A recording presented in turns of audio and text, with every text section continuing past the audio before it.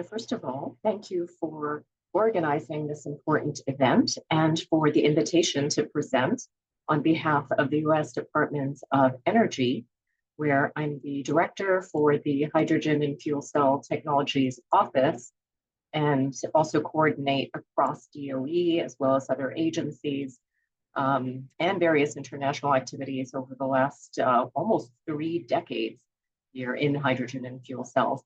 And I have 3 main messages today. First is just a sense of urgency, climate crisis, energy security, resiliency, the economic situation, the war, the tragedy all around us, just the importance in terms of all of our activities. A second is the national goals and our national strategy. And third, potential areas of collaboration. So we'll start with the big picture here. This is the data from our sister agency, NASA, and you can see the temperature rise over the decades. And we have data from last year, which shows here significant unprecedented increase in global temperature. So I do want to emphasize that we cannot afford to lose momentum. We have to continue our activities and address the global challenge. So if we look at US energy consumption, you can see that with coal, we've been decreasing our use, and renewables, as shown here, has been increasing, but we still rely very heavily on fossil fuels.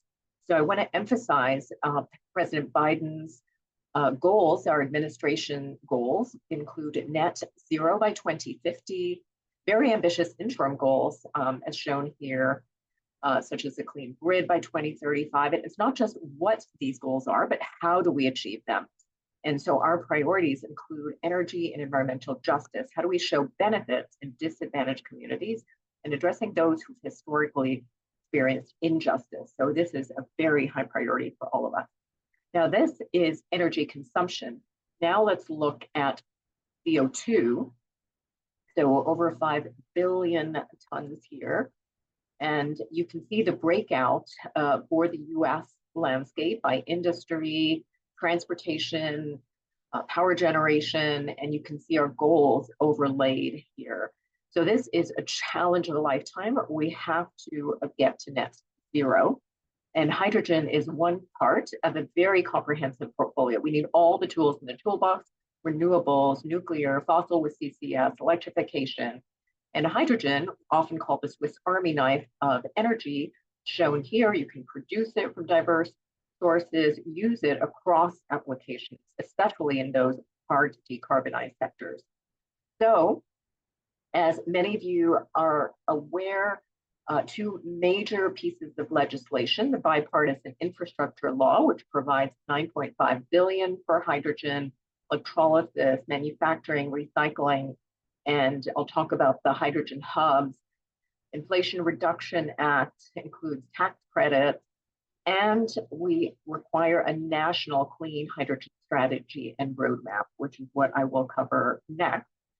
And there are 3 main pillars. First is target hydrogen for those hard to decarbonize sectors. Second, reduce the cost of hydrogen.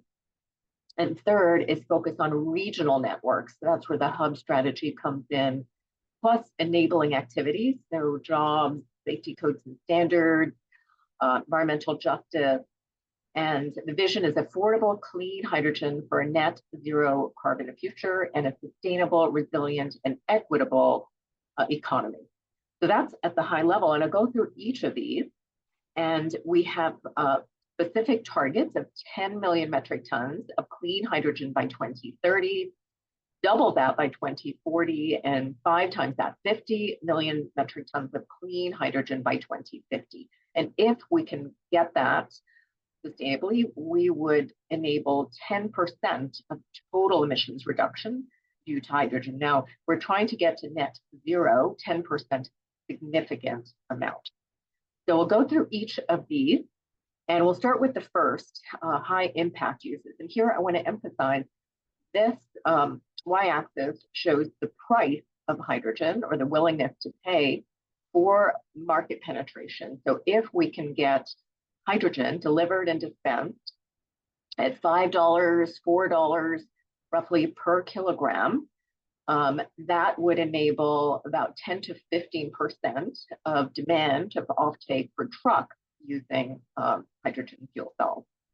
And so you can see the amount of hydrogen that would be used. Now we have to get to lower cost, so $3, $2, ultimately $1.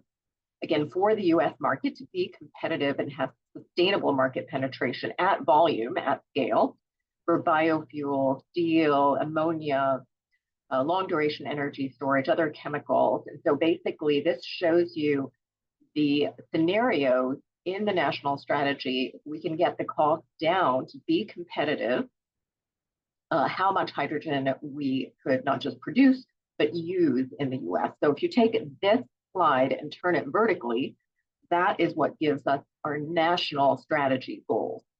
So you can see here, starting with today, we have about 10 million that we already produce, but it's not clean hydrogen.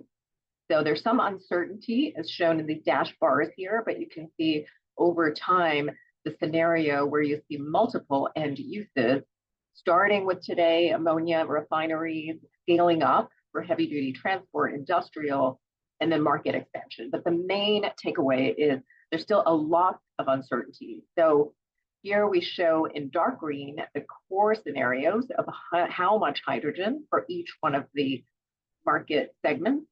And then the light green shows you more optimistic and more conservative scenarios, again, for the US market and for our national strategy. So that's the first pillar. The second is cost reduction. So many challenges to hydrogen infrastructure, awareness, safety, but the number one challenge we keep hearing is cost. And so the second piece of our strategy is laser focus on how do we reduce the cost.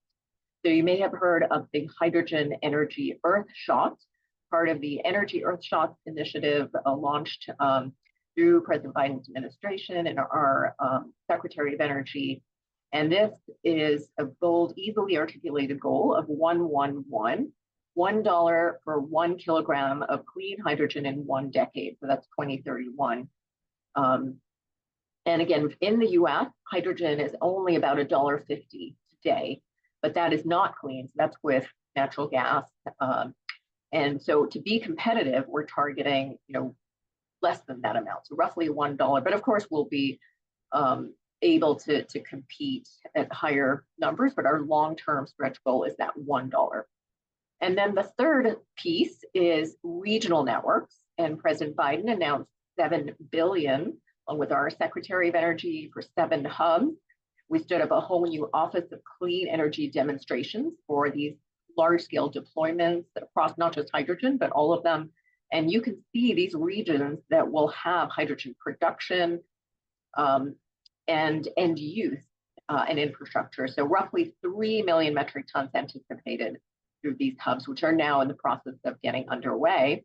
And we have a demand side strategy for up to $1 billion to help ensure that we have sustainable demand and offtake to catalyze the market for market liftoff.